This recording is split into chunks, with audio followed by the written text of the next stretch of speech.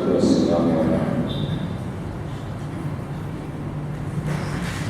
رسوله وعلى آله وصحبه أجمعين وعلى من تبعهم بإحسان إلى يوم الدين. أما بعد فأعوذ بالله من الشيطان الرجيم. بسم الله الرحمن الرحيم. إنما يوفى الصابرون أجرهم بغير حساب. وأيضا قال ولمن صبر وغفر إن ذلك لمن عزم الأمور. صدق الله العظيم. আমরা সবরের উপরে আলোচনা করেছিলাম গত জুমায়। সবরের মৌলিক অর্থ হচ্ছে ইবাদতের কষ্ট স্বীকার করা। এটি হলো আসল অর্থ। Faster meaning. সেকেন্ডারি মিনিংয়ে বিভিন্ন রোগে শোকে বিপদে অস্থির না হওয়া। আমরা সবর বলতে সাধারণত এটাকে বুঝি। এটা আল্লাহ রাব্বুল আলামিন আমাদের প্রিয় নবী মুহাম্মদ রাসূল সাল্লাল্লাহু আলাইহি ওয়াসাল্লামকে ডাইরেক্ট বলেছেন ওয়াসবির, আপনি ধৈর্য ধারণ করুন। রাসূলকেই বলা হয়েছে যে আপনি ধৈর্য ধারণ করুন। এবং কেমন ধৈর্য? কামা সাবারা উলুল আজমি মিনার রুসুল, কামা সাহসিকতার পরিচয় দিয়েছে যে রসুলগণ, সাহসিকতার পরিচয় দিয়েছেন যে সকল রসুলগণ, অথবা সিদ্ধান্তে যারা অটল ছিলেন, সিদ্ধান্তে যারা অটল ছিলেন। রাসূল আম্বিয়া আলাইহিস সালাম কি কখনো সিদ্ধান্ত থেকে সরে গিয়েছেন? রাসূল সাল্লাল্লাহু আলাইহি ওয়াসাল্লামকে আল্লাহ পাক পরামর্শ দিয়েছেন যে শাওরাতুন ফিল আমর, আপনি কোনো কাজের আগে মুশাওয়ারা করেন, পরামর্শ করেন। ওয়াইজা আযামতা ফাতাওয়াক্কাল আলাল্লাহ, যখন আপনার সিদ্ধান্ত হয়ে যায় তখন আল্লাহর উপরে তাওয়াক্কুল করে আপনি কাজে নেমে পড়ুন। তো রাসূল সাল্লাল্লাহু আলাইহি ওয়াসাল্লাম যিনি সরাসরি ওহী দ্বারা পরিচালিত হতেন, তার মশওয়ারা লাগিয়ে গেছে, পরামর্শ লাগিয়ে গেছে। এটা গুরুত্বপূর্ণ বিষয়, চিন্তার বিষয়, যে যিনি পরিচালিত হতেন সরাসরি ওহী দ্বারা, তার তো কারো পরামর্শ গ্রহণ করা দরকার। কিন্তু এটা উম্মতকে সবক দেওয়ার জন্য যে এক সময় ওহী বন্ধ হয়ে যাবে, এক সময় ওহী বন্ধ হয়ে যাবে, তখন এমন এমন পরিস্থিতি সামনে আসবে যে ব্যাপারে আকাশের দিকে চেয়ে থাকলে তো আর আকাশ থেকে কি আসবে না, কোনো সিদ্ধান্ত আসবে না। রাসূলুল্লাহ সাল্লাল্লাহু আলাইহি ওয়াসাল্লাম আকাশের দিকে চেয়ে থাকতেন। কান্নারা তাকাল্লুবা ওয়াজহিকা ফিস সামা, আমি তো দেখতেছি আপনি বারবার আকাশের দিকে তাকাচ্ছেন।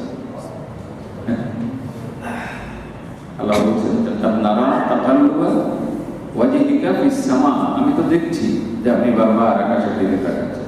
কেন? আকাশের সিদ্ধান্ত কি আসে, সিদ্ধান্ত অপেক্ষা থাকবে, সিদ্ধান্ত আসছে। কিন্তু এখন তো আর সেই আকাশের দিকে চেয়ে থাকে ওহী আসবে না। নব নব পরিস্থিতির উদ্ভব হবে, সে সমস্ত ক্ষেত্রে সিদ্ধান্ত গ্রহণ করতে হবে।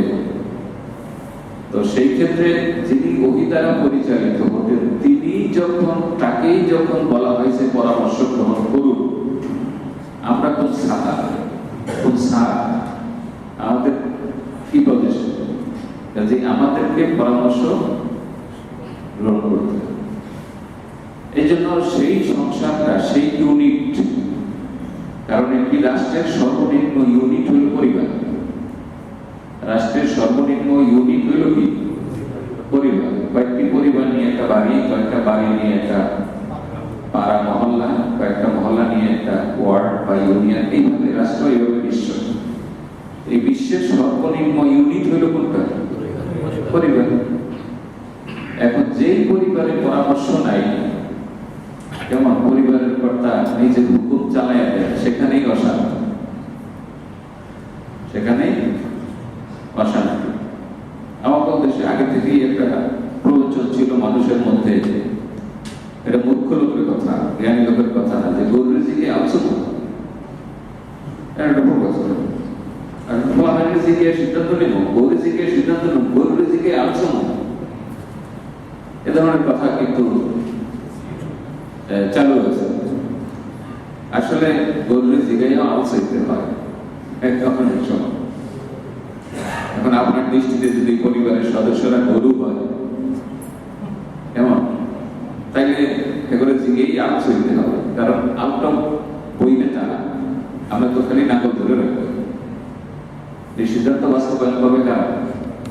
পরিবারের সদস্যরা। সুতরাং আপনি এখন সিদ্ধান্ত নিলেন, সেই সিদ্ধান্ত বাস্তবায়নে কোনো সহযোগিতা স্ত্রীর থেকেও পাইলেন না, ছেলে সন্তান বউ জামাই কারোর থেকেই পাইলেন না, তখন আমার অবস্থাটা কেন?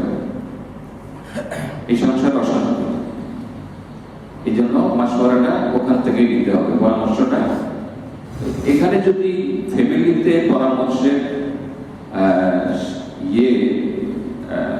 প্রথা নিয়ম যদি চালু হয়, তাইলে সে বৃহত্তর ক্ষেত্রে পরামর্শের ভিত্তিতে রাষ্ট্র চালাবে। এখন রাষ্ট্র চলছে একজনের কর্তৃত্বে,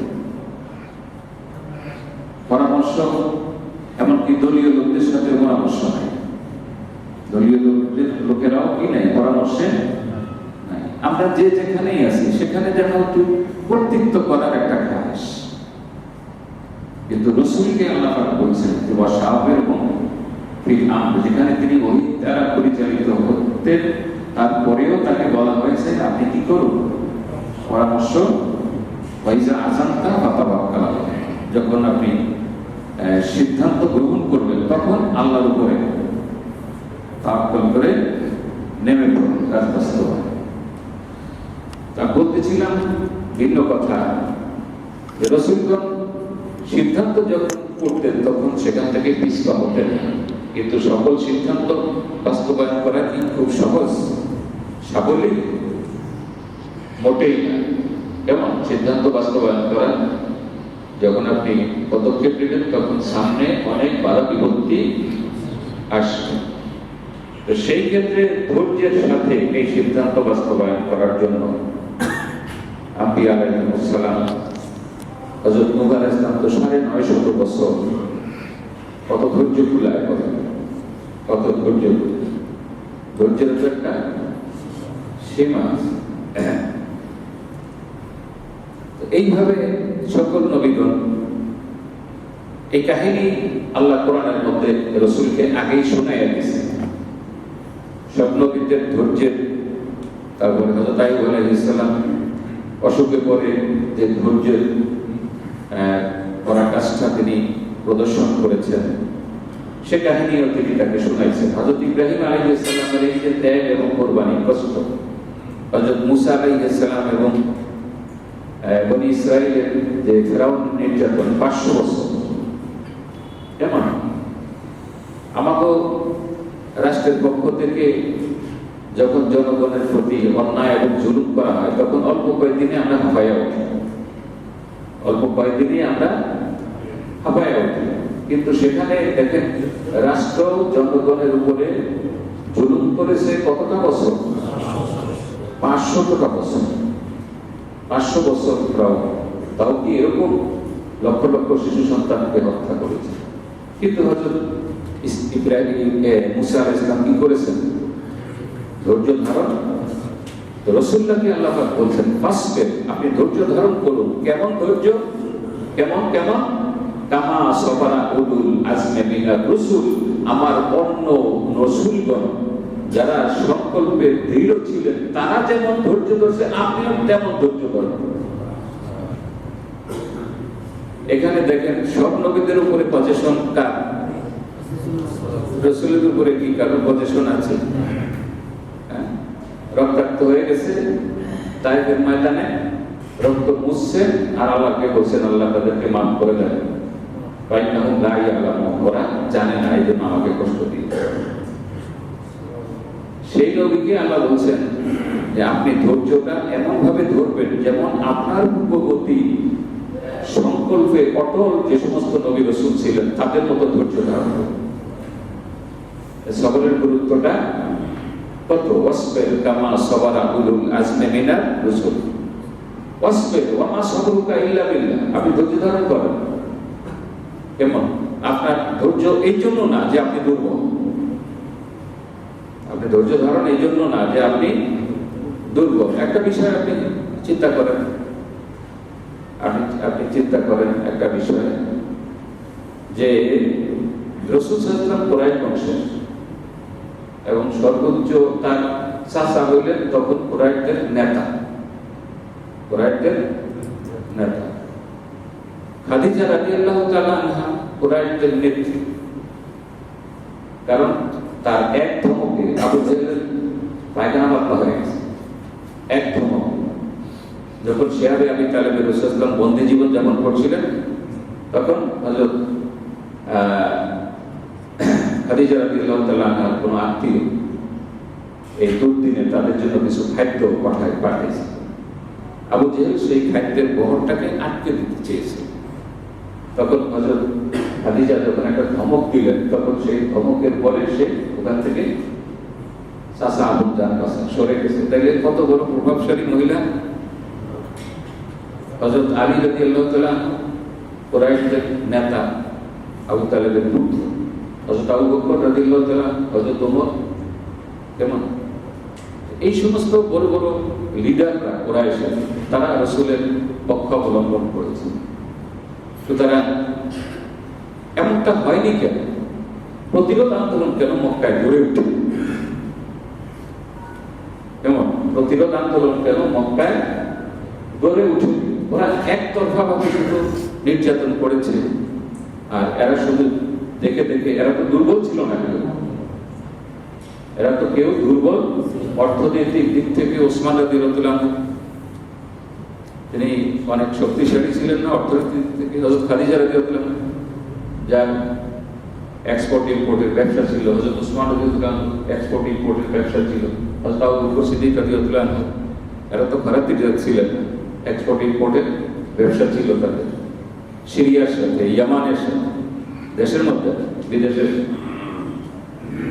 তো একদিক থেকে অর্থনৈতিক দিক থেকেও তারা ধনী ছিল, বংশমর্যাদায় তারা উচ্চ মর্যাদা সম্পন্ন প্রভাবশালী ছিল, জনবলের দিক থেকেও তারা কোনো অংশে কম ছিলেন। কিন্তু মক্কার 10 বছরে কেন প্রতিরোধ আন্দোলন গড়ে ওঠে? এটার হাকিকত কি আপনারা জানেন? কেন? একটা ইতিহাস দেখাইতে পারবে যে সাহাবায়ে প্রতিরোধ গড়ে তোলেনি এই কারণে, কারণ আল্লাহ পাক বলছেন কুফু আইদিয়াকুম, হাত গুটায় রাখো। এই কারণ একটাই ছিল, তারাও প্রতিরোধ করতে চেয়েছিলেন, কিন্তু আল্লাহ বলছেন কুফু আইদিয়াকুম। আলাম তারা ইলাল্লাযিনা কিলা লাহুম কুফু আইদিয়াহুম। নবী, আপনি কি তাদেরকে দেখেছেন যাদেরকে বলা হলো যে তোমরা হাত গুটিয়ে রাখো? অর্থাৎ রাজনৈতিক পরিস্থিতি এবং ইসলামী আন্দোলনের পরিস্থিতি বিশ্লেষণ করে আল্লাহ সিদ্ধান্ত দিলেন যে এখন না, প্রতিরোধ আন্দোলন এখন।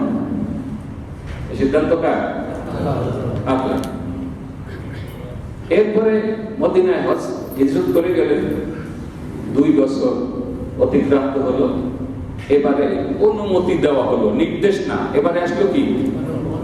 অনুমতি। উযিনা লিল্লাযিনা ইউকাতিলুনা ফি সাবিলিল্লাহ বিআন্নাহুম যুলিমু। উযিনা, এজিন মানে কি? অনুমতি। উযিনা এটা মাসউলের সিগা। অনুমতি দেওয়া গেল, অনুমতি দেওয়া গেল, ইমানদারদেরকে অনুমতি দেওয়া গেল। তবে একটা শর্তে, সেটা হলো যে আগ বাড়াইয়া কারো মাথা গাড়ি দেওয়া যাবে না।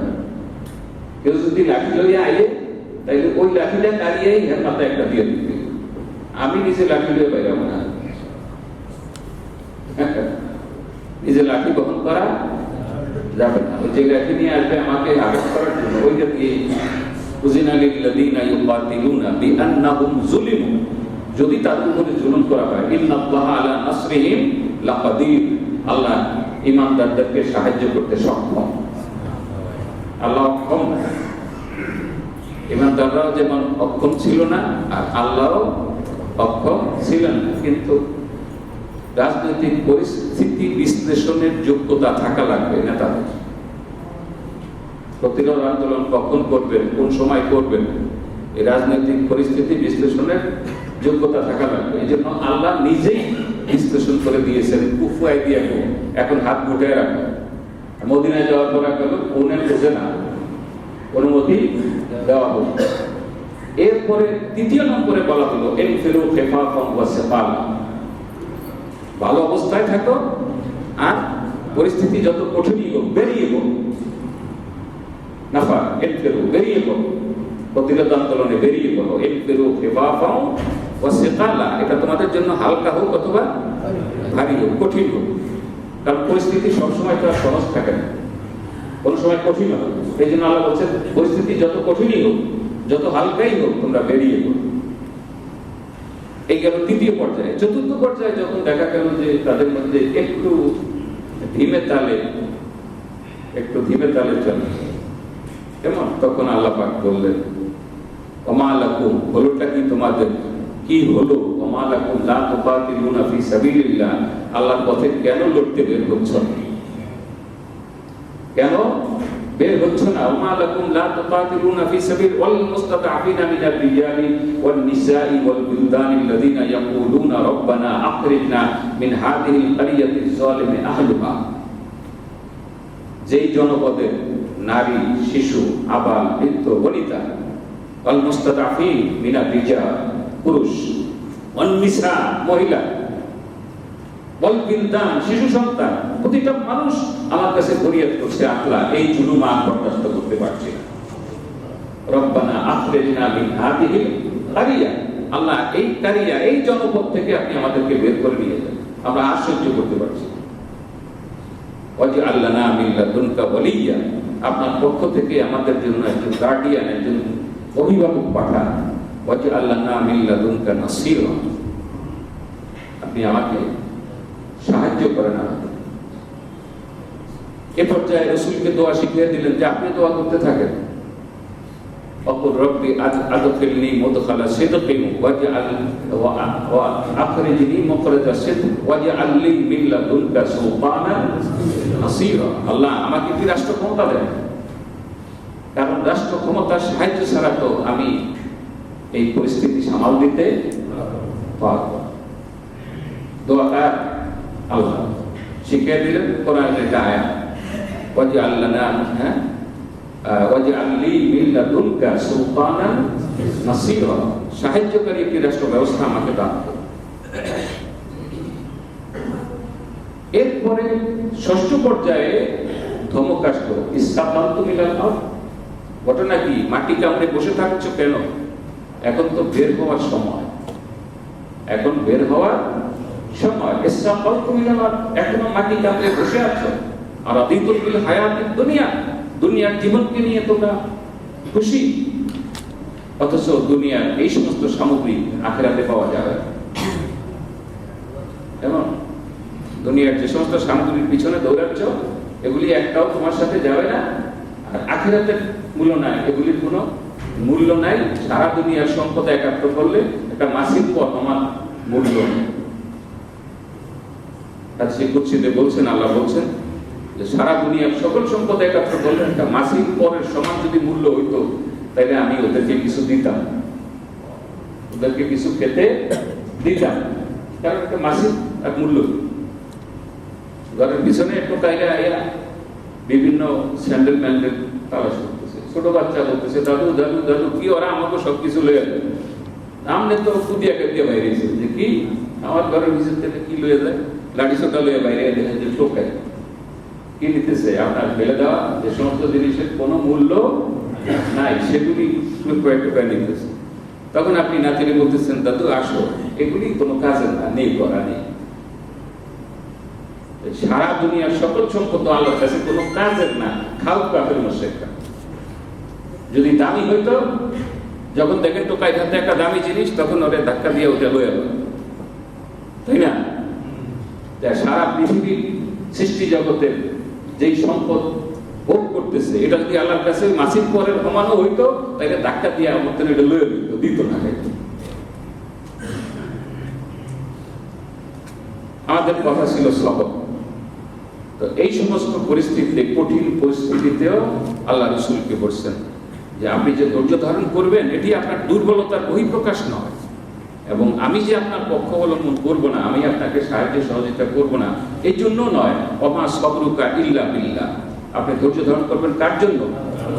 ইল্লা, ওমা সবরুকা ইল্লা বিল্লাহ, আপনি ধৈর্য ধারণ করবেন কার জন্য? এবারে কিছু হাদিস আন আবি মালিক আল হারিস ইবনে আসিম আল আশআরি। আমি আরবিটা শুনাইলে তো দেরি হয়ে যাবে সময়, এই জন্য আমি বাংলাটা আপনাদেরকে শোনাই। আবু মালিক আশআরি থেকে বর্ণিত, তিনি বলেন রাসূলুল্লাহ সাল্লাল্লাহু আলাইহি ওয়াসাল্লাম বলেছেন, পবিত্রতা ঈমানের অর্ধেক। পবিত্রতা ঈমানের অর্ধেক। আত-তাহুর শাতরুল ঈমান। আর আলহামদুলিল্লাহ পাল্লা পূর্ণ করে।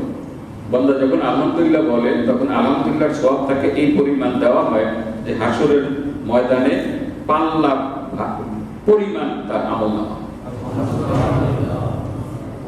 এই জন্য রাসূলুল্লাহ সাল্লাল্লাহু আলাইহি ওয়াসাল্লাম সামি আল্লাহু লিমান হামিদা, সামি আল্লাহু লিমান হামিদা, লিমান হামিদা। এইটা ইমামরা, আমি এই কত ইমাম, খালি আমার জীবনে একজন ইমাম পাইছি। আমার জীবনে, আমার এই ৬৬ বছর জীবনে আমি একজন ইমামকে পাইছি যে সামি আল্লাহু লিমান হামিদা ঠিক মতো উচ্চারণ করছে, আর আমি একজন ইমামকেও পাইনি। মুহাদ্দিস মুফাসসির যত বড় বড় সামি আল্লাহু লিমান হামিদা ঠিক মতো কইতা, একজন ইমামকেও পাইনি, একজন কেউ না, একজন কেউ।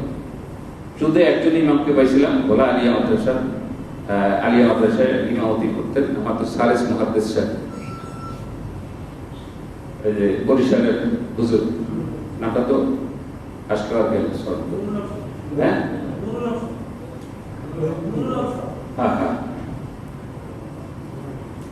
তো সামি আল্লাহু লিমান হামিদা শব্দটা কি? সামি আল্লাহু, শুনেছেন আল্লাহ। সামিআ শুনেছেন, আল্লাহু কে শুনেছেন? সামিআ ফেল, আল্লাহ হলো কি ফাইল। তারকিবটা দেখেন, সামি আল্লাহু কে শুনেছেন? কেমন কে শুনেছে? লিমান হামিদা, কোন আল্লাহ? লিমান হামিদা, যার জন্য প্রশংসা, যার জন্য প্রশংসা তিনিই শুনেছেন। লিমান হামিদা, লিমান হামিদা, লাম জেল্লি মিম নু জবর মান, লিমান। এটি কিন্তু আলাদা শব্দ। সামিয়া একটি শব্দ, আল্লাহ আরেকটি শব্দ, লিমান আরেকটি শব্দ, হামিদা আরেকটি শব্দ। এখন আমি যদি বলি সামি আল্লাহ হুলিমান হামিদা, তো হুলিমান হামিদা, আপনারা খেয়াল করেন, আমি আমার জীবনে একজন ইমাম পাইনি, একজন। আপনি বলবেন যে হুজুর আসলে কি এটা সম্ভব? একজনও পাইনি। আমরা আজ থেকে খেয়াল করি, ওই একজন নুরুল হক হুজুর রয়েছে, উনি এটাকে আলাদা করে বলতেন সামি আল্লাহু লিমান হামিদা। এখন সবাই বলে হুলিমান হামিদ, ওই মামা না হুলিমান হামিদ। হুলিমান হামিদার অর্থ কি? কোন আলেমরা কোন হুলিমান হামিদার অর্থ? তো রাসূলুল্লাহ সাল্লাল্লাহু আলাইহি ওয়াসাল্লাম রব্বানা লাকাল হামদ হামদান কাসীরান তাইয়িবান মুবারাকান ফি মিল আস-সামাওয়াতি ওয়াল আরদি, মিল আস-সামাওয়াতি ওয়াল আরদি। আল্লাহ আপনার প্রশংসা এই পরিমাণ, মিল আস-সামাওয়াতি ওয়াল আরদি, আসমান এবং জমিন ভরে যায় যেই পরিমাণ প্রশংসা করলে এই পরিমাণ আপনার জন্য আমি প্রশংসা করছি। মিল আস-সামাওয়াতি ওয়াল আরদি, আকাশ এবং জমিন পূর্ণ হয় যেই পরিমাণ প্রশংসা করলে আমি আপনার সেই পরিমাণ প্রশংসা করছি।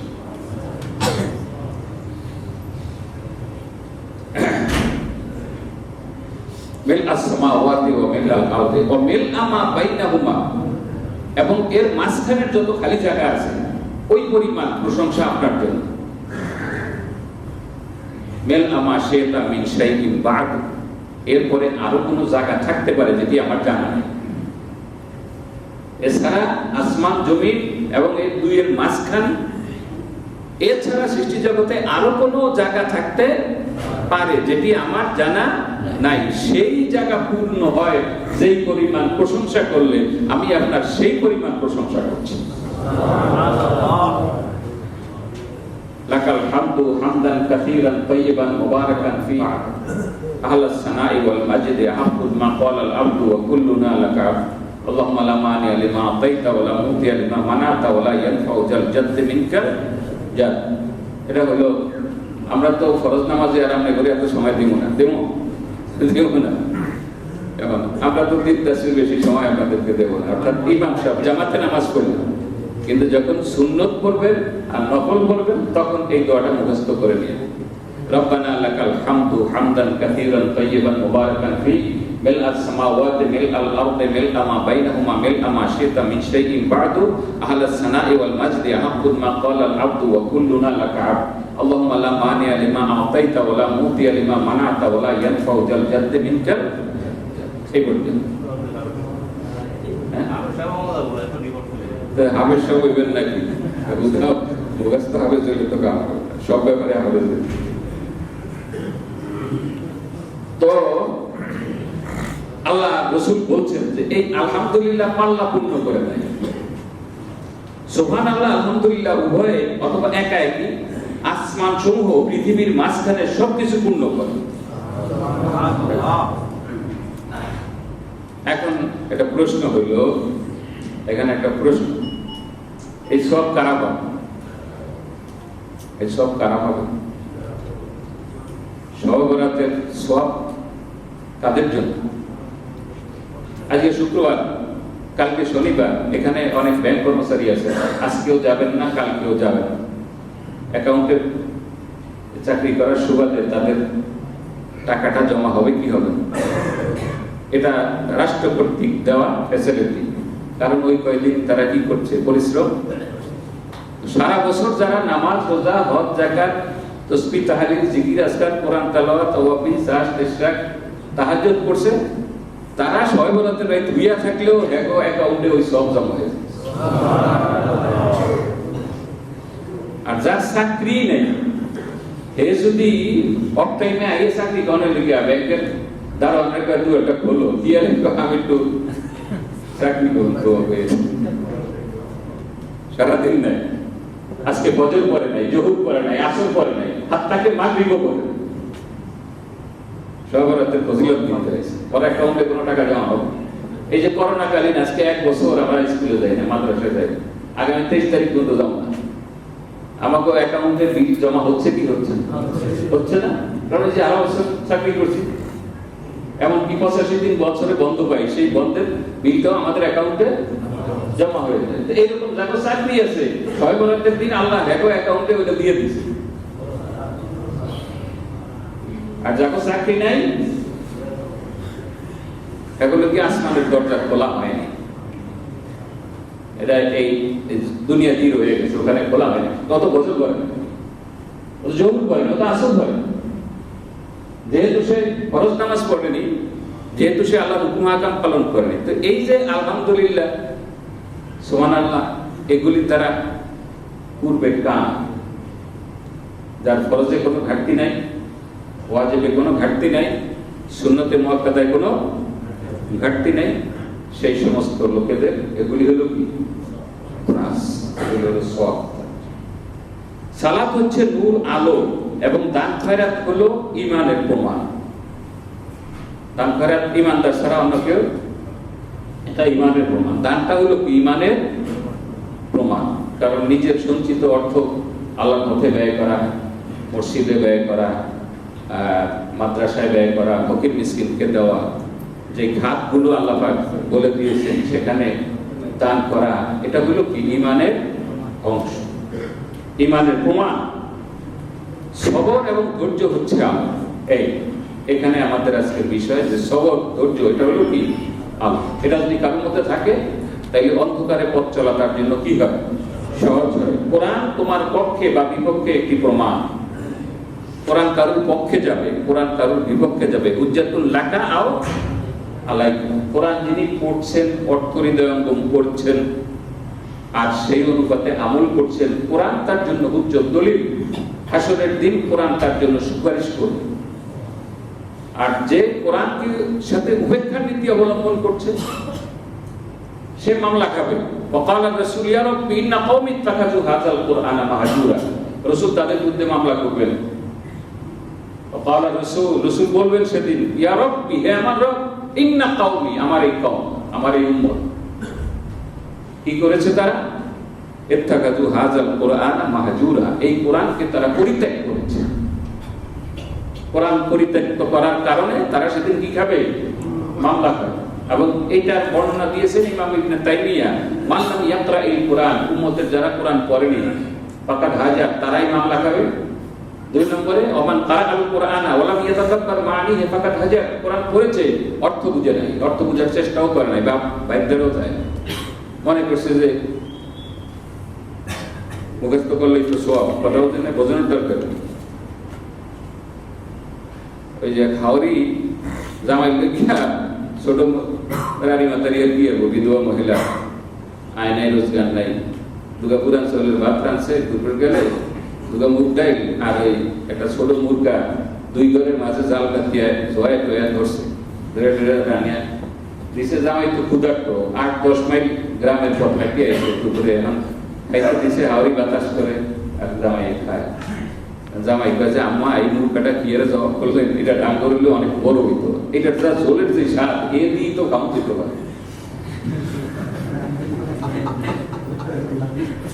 হ্যাঁ, এখন শাশুড়ি বুঝিয়াও তো কিছু কইতে পারে না, যে এমন বেগুনের কাছে মায়া দিয়ে দিছি, ওটা মুরগা বস্তু না হইলে ঝোল স্বাদ হইতে তো বলা তো যায় না, সব কথা কি বলা যায়? তো মুখস্থ করলেই যখন এত সওয়াব, আর বোঝানোর দরকার নেই, কথা বুঝলেন? ওই বেকুব জামাই মতো মুখস্থ করায় যখন এতই সওয়াব, তাইলে বোঝানোর কোনো দরকার নাই। গুরুয়ে যখন এত স্বাদ, তাইলে মুখস্থ করার দরকার নেই। বলছে যে ইমাম ইবনে তাইমিয়া বলছেন যে আরাম মামলা খাবে। ওমান কারাআল কুরআন ওয়া লাম ইয়াতাদাব্বার মাআনিহি, এটা আমার কথা না, ইমাম ইবনে তাইমিয়া, যাকে নাকি কিতাবটা আমরা ফাজিল ক্লাসে পড়াই, উসুলে তাফসীর হিসেবে, যে কোরআন পড়লো কিন্তু কোরআনের অর্থ হৃদয়ঙ্গ করলো। আরেকজন মামলা খাবে কে?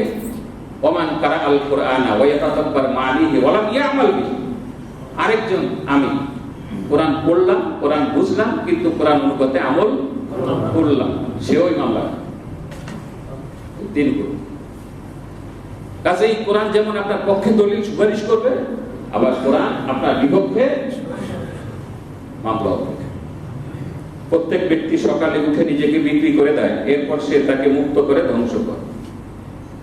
ঘুমের থেকে ওঠার পরে আমরা নিজের নফসকে বিক্রি করি, কেউ আল্লাহর রাহে বিক্রি করি, কেউ দুনিয়ার রাহে বিক্রি করি। আল্লাহর রাহে বিক্রি করলে তো আমার এই জাহান্নামের গর্দান থেকে, জাহান্নামের রশি থেকে আমার গর্দানটাকে কি করলাম? মুক্ত করলাম। হ্যাঁ, ইয়োতে কুহা। আর যদি দুনিয়ার কাছে লিপ্ত হয়ে পড়ি, তাইলে সে আমার জীবনটাকে সে কি করলো? ধ্বংস করলো। একজন জীবনকে মুক্ত করলো, আরেকজন জীবনকে ধ্বংস করলো। কুল্লুন নাস ইয়াদু, প্রত্যেকেই সকাল অতিবাহিত করে, বা বায়উন নাফসাহু, এবং প্রত্যেকেই নিজের জীবন বিক্রি করে, আত্মা বিক্রি করে, শ্রম বিক্রি করে, করে না? সবাই তো আমরা শ্রমিক। শ্রম না করলে যে কোটি টাকার মালিক, তাকেও তো ডেইলি অফিসে বসতে হয়, বুঝতে হয় না? আর যে রেলে বা প্রান্তিক ব্যক্তি, তাকেও তো শ্রম বিক্রি করতে হয়, সবাই। এখন বায়উন নাফসাহু, কেউ তার নফসকে বিক্রি করে, বা মৌতে কুহা, এটাকে সে আজাদ করে নেয়, আর কেউ এটাকে মৌবে কুহা, এটাকে ধ্বংস করে। হাদিসটি মুসলিম শরীফে উল্লেখ হয়েছে। আরেকটি হাদিস, এটি হযরত আবু সাঈদ সাদ ইবনে মালিক ইবনে সিনান আল খুদরি রাদিয়াল্লাহু তাআলা আনহু থেকে। তিনি বললেন যে আনসারদের কিছু লোক রাসূলুল্লাহ সাল্লাল্লাহু আলাইহি ওয়াসাল্লামের কাছে সাহায্য প্রার্থনা করলেন, তিনি তাদেরকে দান করলেন, তারা আবার প্রার্থনা করলেন, তিনি আবারও দান করলেন, এমনকি তার কাছে যা কিছু ছিল সবই শেষ হয়ে গেল। রাসূলের কাছে আর কিছু নাকি জামা জামিয়ে উঠলেন, নাই কিছু, সব শেষ, দেওয়া শেষ। তার হাতের সবকিছু দান করার পর তিনি তাদেরকে বললেন, আমার কাছে যা সম্পদ আসে তা আমি তোমাদেরকে না দিয়ে জমা করে রাখি।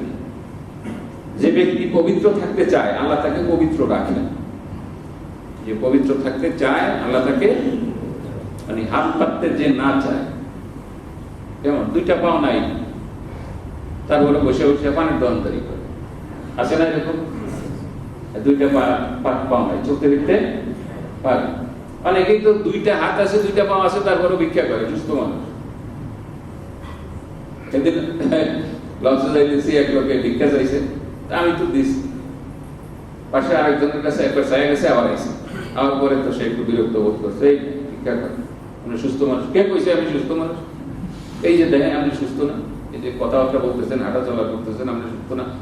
আমি প্রতিবন্ধী বাতা হই, সে যে সুস্থ না, এটা দৈল সে প্রতিবন্ধী বাতা পায়। তখন তো বেটায় আরো করছে, খেপছে, বদমাইশ, প্রতিবন্ধী বাতা পাও, এরপর আবার ভিক্ষা করবে।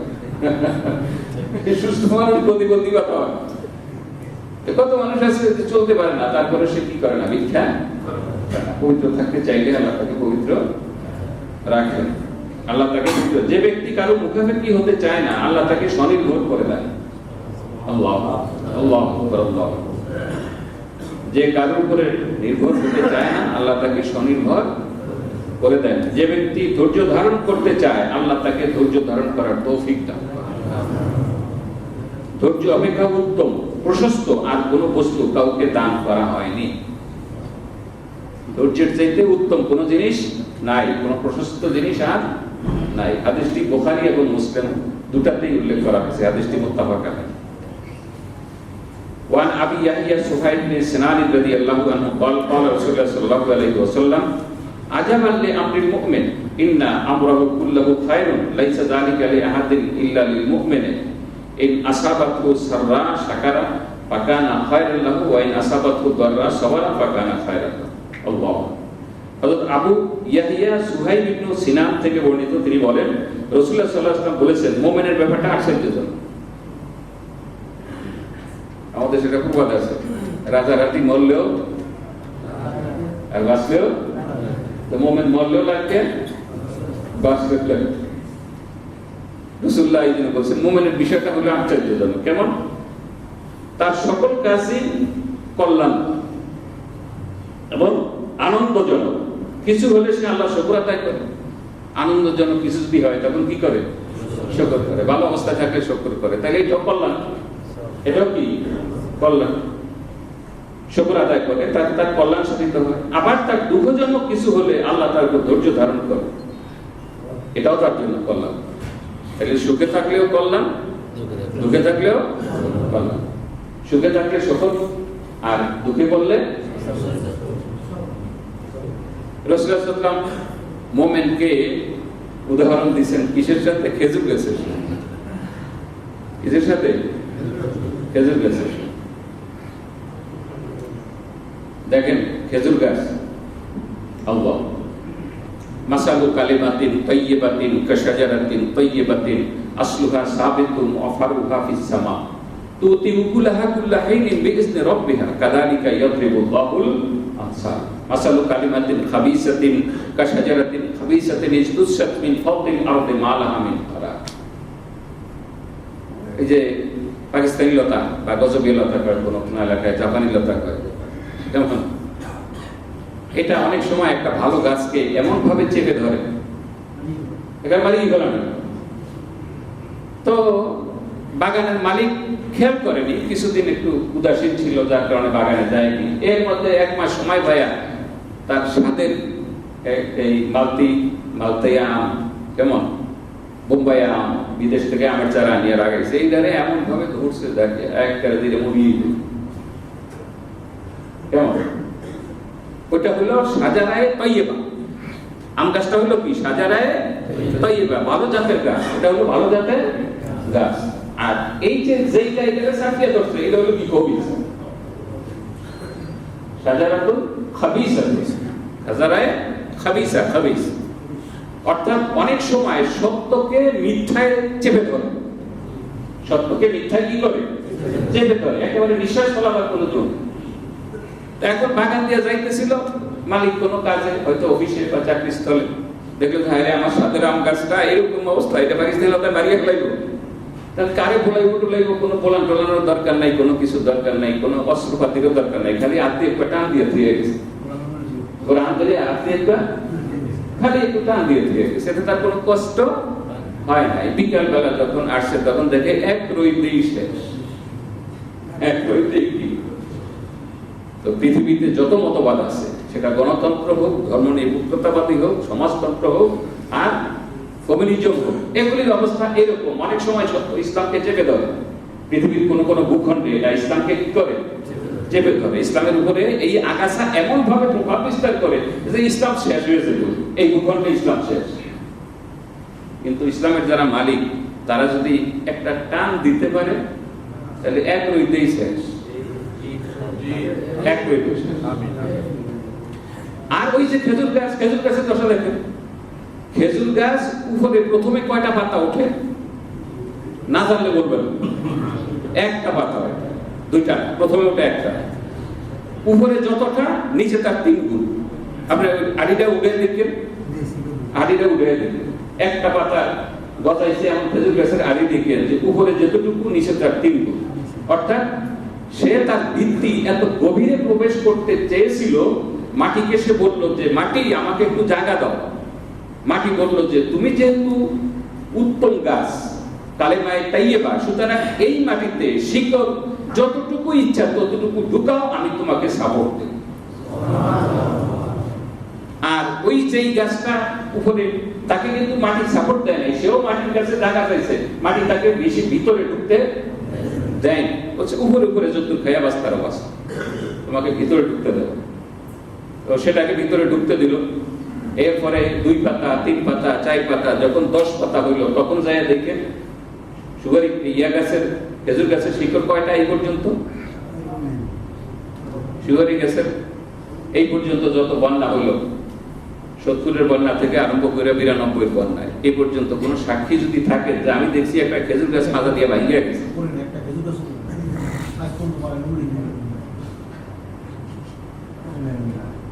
এটা উগলায় না, ভাঙবে। আল্লাহ পাক বলেন কাশাজারাতিন তাইয়্যিবাতিন আসলুহা সাবিতুন, তার মূল মাটির অনেক গভীরে, ফারুহা ফিস সামা। খেজুর গাছের উপরে যত অত্যাচার হয়েছে, এত অত্যাচার পৃথিবীর কোনো গাছের উপরে হয় না। মানুষে কাটতে কাটতে কাটতে কাটতে, খাতা সিলে তৈলে এটা কাটা লাগে, ওই খেতে মরিচ খেতে দিয়ে তৈলে এটা কাটা লাগে, এটাকে কাটতে কাটতে তার দশা শেষ। কেমন? এরপরে সে যখন যৌবনে পদার্পণ করলো তখন কাটা ধরলো শিয়ালিরা। কেমন? এই গাছ থেকে কাটলো একবার, ওই গাছ থেকে কাটলো একবার, 4 মাসের থেকে কাটে, কাটতে কাটতে কাটতে কাটতে এতদিন তো এই গাছটা বেঁচে থাকার কথা না, কিন্তু সেই গাছটাকে এত অত্যাচার করা হইলো, এইরকম 2টা ঢাল কাটলে আমি নায়ের গাছও থাকতো না, সৃষ্টি গাছ থাকতো না, কাঁঠাল গাছও থাকতো না। কিন্তু এইটার উপরে এত অত্যাচার নির্যাতন হইলো, সে সব কিছুকে ছাপিয়ে মাথা উঁচু করে দাঁড়িয়ে গেল। ফারুহা ফিস সামা, শাখা প্রশাখা কোথায়? আকাশ। আর শিকড় কোথায়? মাটির। তুতি উকুলহা কুল্লা হিনিন বিইজনি রাব্বিহা, আল্লাহর অনুমতি ক্রমে সে পৃথিবীর সব সময় সব জায়গায় সে খাদ্য বিলিয়ে থাকে। এখন এই সিজনে আম পাওয়া যেমন দুষ্কর, লিচু পাওয়া তার আরো দুষ্কর, কিন্তু খেজুর পাওয়া, পৃথিবীর এমন কোন হাট বাজার গঞ্জ দেখাতে পারবেন যেখানে খেজুর পাওয়া যায় না? আর এটা কি কোনো সিজন আছে? আল্লাহ বলেন তুতি উকুলহা কুল্লা হিনিন বিইজনি রাব্বিহা, সবখানেই সে তুতি উকুলহা, সে তার খাদ্য বিলায় তার রবের অনুমতি ক্রমে সকল জায়গায় সব সময়। এই জন্য খেজুর গাছ না উগলানো যায় না ভাঙ্গা যায়। তা আল্লাহ পাক বলেন এটা হলো ঈমানদারের উদাহরণ, যে ঈমানদারকে উৎখাত করা যায় না। কেমন? ঈমানদারকে ভাঙ্গাও যায় না, মস্কাও যায় না। হ্যাঁ, কাটবে তাকে, এপিঠ থেকে কাটবে, ওপিঠ থেকে কাটবে, ওপিঠ থেকে কাটবে, কিন্তু তারপরেও মাথা উঁচু করেই থাকবে। আর অক্সিজেন তাকে বলবে যে তোর কোনো চিন্তা নাই, যেই পরিমাণ অক্সিজেন সরবরাহ করার দরকার আমি করব। আর মাটি বলছে তুই যেহেতু ভালো গাছ, জাতের গাছ, সেই হিসাবে তোর উপরে যত অত্যাচার জুলুম আসুক আমি তোকে জায়গা দেব, তোর মাটি যতটুকু পারস ততটুকু শিকড় ভিতরে ঢোকা, তোকে কেউ উৎখাত করতে পারবে না। মাসালু কালিমাতিন তাইয়্যিবাতিন কাশাজারাতিন তাইয়্যিবাতিন আসলুহা সাবিতুন ওয়া ফারুহা ফিস সামা তুতি উকুলহা কুল্লা হিনিন বিইজনি রাব্বিহা কাযালিকা ইয়াদরিবুল্লাহুল আমসাল। আল্লাহ আপনাদের সামনে মিসাল দিয়েছেন, একটা কালেমায়ে তাইয়্যিবা আর একটা হলো কালেমায়ে খাবিসা। তাই কালেমায়ে তাইয়্যিবা হলো লা ইলাহা ইল্লাল্লাহ। এই কালেমায়ে তাইয়্যিবা এবং এটার যারা ধারক এবং বাহক, এটাকে যারা জমিনে বাস্তবায়ন করতে চায় তাদেরকে উৎখাত করা সহজ নয়, সম্ভব নয়। আর এছাড়া যত বাতিল মতবাদ আছে ওগুলি এক রইতের মুআমেলা মাত্র। কারণ অক্সিজেনও তাকে অত অক্সিজেন সরবরাহ করেনি, আর মাটিও তাকে এত রস সিঞ্চন করেনি, এবং মাটি তাকে জায়গায় দেয়। মাটি তাকে দিয়েছে যে তুমি বেঁচে থাকার জন্য যা দরকার তা দেবে, এর বেশি কিছু নয়। তবে তোমারে কেউ উগলাইতে আইলে আমি বাধা দেব। সুয়ারি গাছ উগলাইছে আর খেজুর গাছ উগলাইতে যাই না আমরা, দর্শন কোথাও কয়দিন লাগে, আর হাত দিয়ে উঠানোর তো প্রশ্নই বসে। এখন এই কিন্তু অনেক সময় তো ওই যে ভিতরের গাছটা ওটা দেখা যায় না, কারণ আগাছাই বেশি দেখা যায়। কিন্তু আগাছা দেখে ভয় পাইলে তো কাজ হবে না, কারণ আগাছার কোনো কি নাই, ভিত্তি।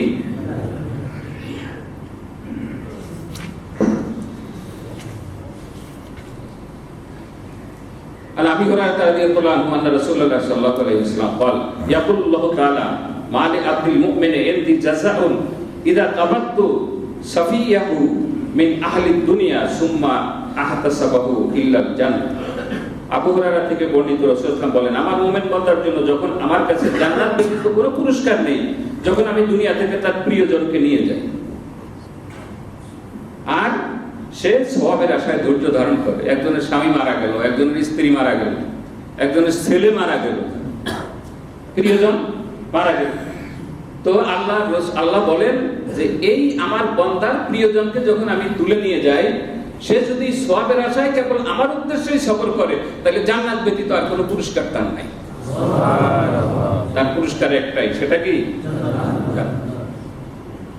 কাজেই আমাদের প্রিয়জন যখন বিয়োগ হয়ে যায়, বিয়োগ ব্যথায় আমরা কাতর হই, হ্যাঁ, চোখ দিয়ে পানি পড়বে। এটা হলো কারণ রাসূলুল্লাহ সাল্লাল্লাহু আলাইহি ওয়াসাল্লামের নাতির অসুখ, মারা যায়। রাসূল না খবর পাঠাইছে মেয়ে, হুজুর আব্বারে আসতে বলো, আমার ছেলেটা তো মারা যাচ্ছে। রাসূল বললেন, দেখো আল্লাহর মাল, আল্লাহ যদি রাইখা যায় ভালো, আর যদি নিয়ে যায় তাও ভালো।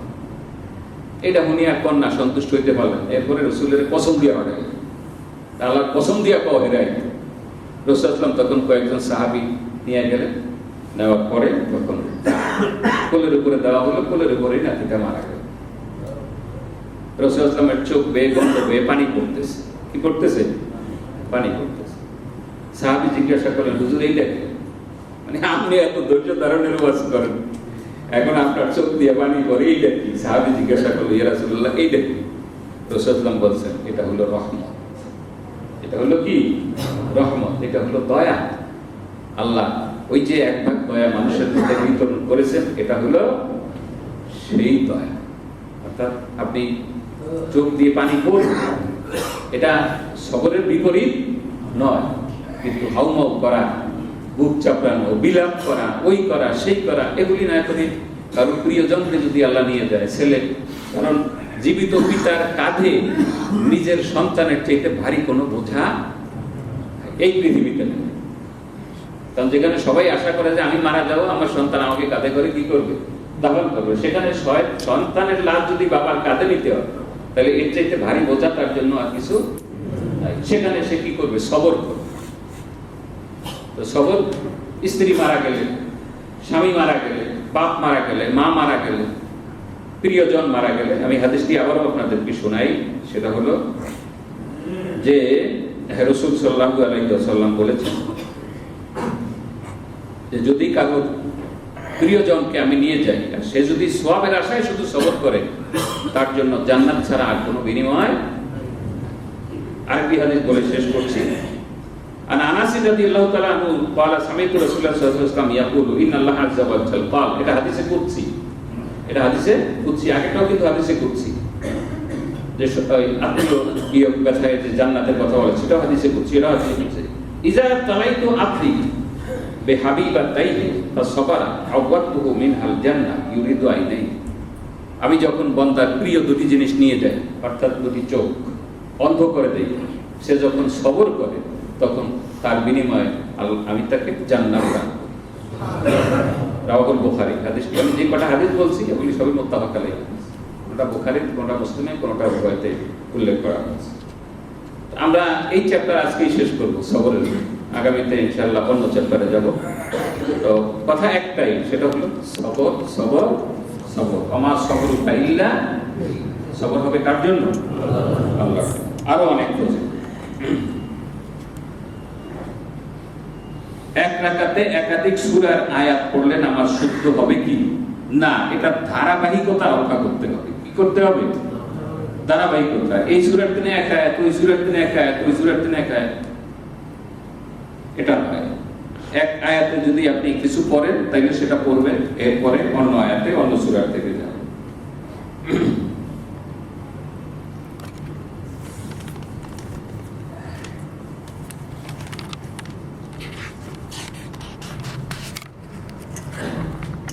সূরা আত-তাওবা 1 থেকে 5 নং আয়াতের বর্ণনা শুনতে একজনে চেয়েছেন, যদি কখনো সময় হয় বলবো ইনশাআল্লাহ।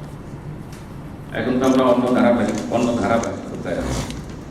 আরেকজন প্রশ্ন করছেন অনেক, উজুর মধ্যে মাথা মসহের নিয়ম যদি একটু দেখা তাহলে যোগ্য হব। অন্যান্য ফরজের মতো যদি চুল পরিমাণ মসে না হয় তাহলে কি উজু ফরজ আদায় না? মসে হলো 1/4, মসে হলো কি 1/4, এটা হলো মসে করা ফরজ। আর ইস্তিয়া পুরাটা হলো মুস্তাহাব বা সুন্নাত, পুরাটা হলো মুস্তাহাব বা সুন্নাত। এভাবে নিয়ে দুই হাত একাত্র করে এইভাবে পিছন পর্যন্ত নিয়ে আবার পিছন থেকে এইভাবে চলে আসে। প্রথমে এইভাবে, আর পরে এইটুকু দিয়ে এইভাবে। আমাদের ওস্তাদ আমাদেরকে এইভাবে দেখিয়েছে। কেমন? আল্লামা মামুনুল হক সাহেবের ঠোঁটলার আলোয়া কেমন কিছু মূর্খ লোকেরা, গণ্ড মূর্খেরা প্রতিবাদ করেছে। ওনার পুরো বক্তব্যটা আমি শুনেছি। কেমন যে আমাদেরকেও ওস্তাদরা ঠোঁট লাগিয়ে দেখিয়েছেন। কেমনে ঠোঁট লাগছেন? সে শুনছে কার থেকে? তার ওস্তাদ থেকে, সে তার ওস্তাদ থেকে, সে তার ওস্তাদ থেকে, এইভাবে একেবারে রসুল্লাহ পর্যন্ত। কেমন? কাজেই মামুনুল হক ঠোঁটলার যে বিষয়টা দেখাইছেন এটা উনি ঠিক করেছেন এবং উনি ঠিক আছেন। যারা তার সমালোচনা করছে উনি হলো গন্ডগোল জানেন না সনদ। আমিও দেখাইলাম আপনাদেরকে এইভাবে, যে এইভাবে তুলে আমাদের ওস্তাদরা আমাদেরকে এইভাবে দেখাইছে, এইভাবে করে তারপরে এইভাবে ইস্তিয়া, এটাকে কি বলে? ইস্তিয়া, পুরো মাথা মসে করা মুস্তাহাব ইস্তিয়া।